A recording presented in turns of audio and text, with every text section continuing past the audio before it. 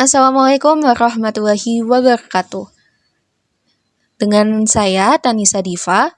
Di video kali ini saya akan mempresentasikan materi tentang asal mula negara. Teori asal mula negara itu terbagi menjadi dua, yaitu teori spekulatif dan teori historis. Teori spekulatif sendiri itu ada 8, yaitu teori perjanjian masyarakat, teori teokratis, teori kekuatan, patriarkal, matriarkal, organis, patrimonial, dan alamiah.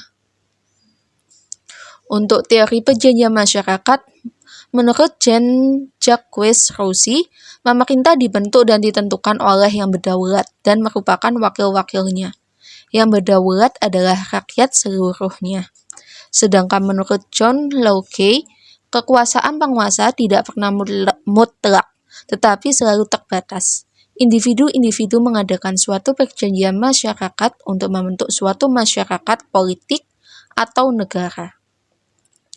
Untuk teori ketuhanan, yaitu berpikiran bahwa negara dibentuk oleh Tuhan, dan pemimpin-pemimpin negara ditunjuk Tuhan, dan mereka hanya bertanggung jawab pada Tuhan, bukan ke siapapun. Teori ketuhanan dibagi menjadi dua, yaitu teori ketuhanan secara langsung dan teori ketuhanan secara tidak langsung. Bedanya apa sih dari kedua ini?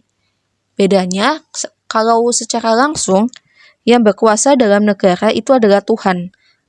Adanya negara atas kehendak Tuhan. Sedangkan secara tidak langsung, itu bukan Tuhan sendiri yang memerintah, melainkan raja atas nama Tuhan. Raja memerintah atas karunia Tuhan. Untuk teori kekuatan, sebuah negara terbentuk karena adanya kekuasaan. Artinya orang atau sekelompok yang paling kuat lah yang mendirikan negara. Untuk teori patriarkal, terjadinya negara atas kekuasaan asli dari kepala keluarga yang pertama, kemudian turun-temurun kepada ayah yang tertinggi dari suatu keluarga. Berbanding kebalik dengan teori patriarkal, itu tidak mengenal pria sebagai kepala keluarga. Sebaliknya, garis keturunan ditarik dari garis ibu. Kemudian teori organis, yaitu negara dianggap dengan makhluk hidup. Individu yang merupakan komponen-komponen negara dianggap sebagai sel-sel dari makhluk hidup. Untuk teori patrimonial, raja mempunyai hak milik terhadap daerahnya, maka semua penduduk di daerah itu harus tunduk kepadanya. Kemudian teori alamiah, dikemukakan oleh Aristoteles, negara adalah ciptaan alam.